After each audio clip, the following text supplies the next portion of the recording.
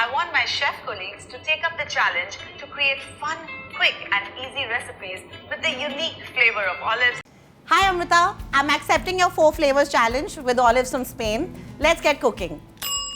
Hi, I'm Megha Kohli and today I'll be making a skillet chicken with dates and olives from Spain. I'm really excited to cook another recipe with olives because I've always loved olives since I was a little girl. That habit hasn't changed till date and I love using olives in a lot of my recipes. I love the flavor that they add. The pan is nice and hot now.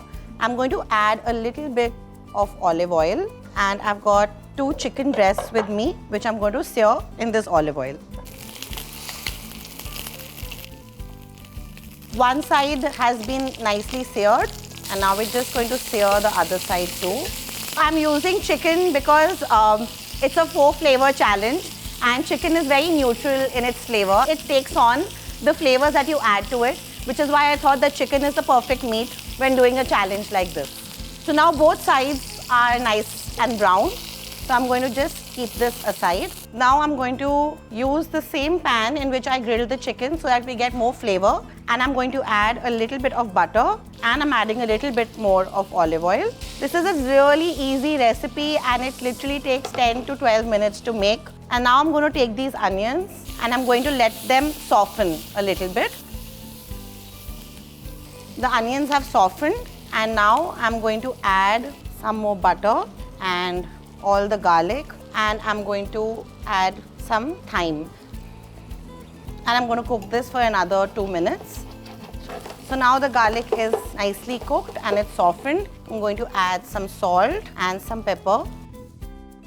And now I'm going to add the first element of the 4 flavor challenge. So the first flavor, which is the wine. So this will give a sour taste. I'm using white wine, a very dry white wine. And now I'm going to add some chicken stock. If you don't have chicken stock, you can also just use normal vegetable stock or just some water. So now we'll let this sauce kind of reduce to half and then we'll do our next step.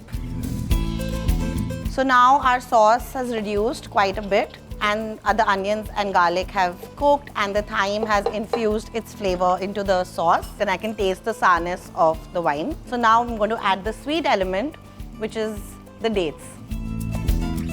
Flavor number 2 also achieved. And now I'm going to add the star of the dish. So first I'm going to add some green olives from Spain, pimento stuffed, again olives from Spain, black olives.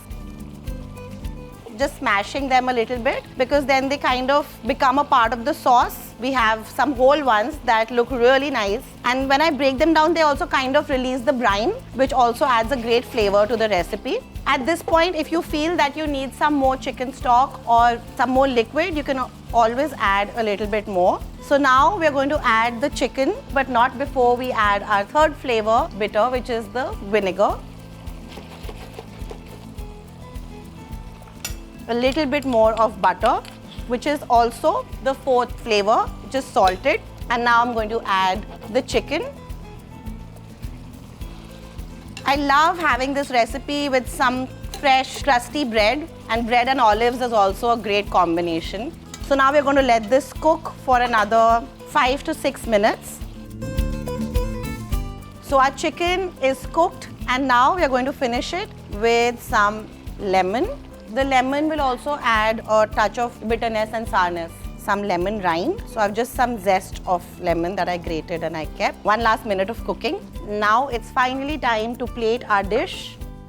I'm going to scoop out the olives and basically make a bed of the sauce and the onions, olives and dates. So for sour, I had put the wine, and for bitter, we had put the vinegar. For salted, we had put butter, and for sweet, we had put dates. So I think I've got all the 4 flavors covered, and I'm just going to garnish this with some fresh parsley, a wedge of lemon.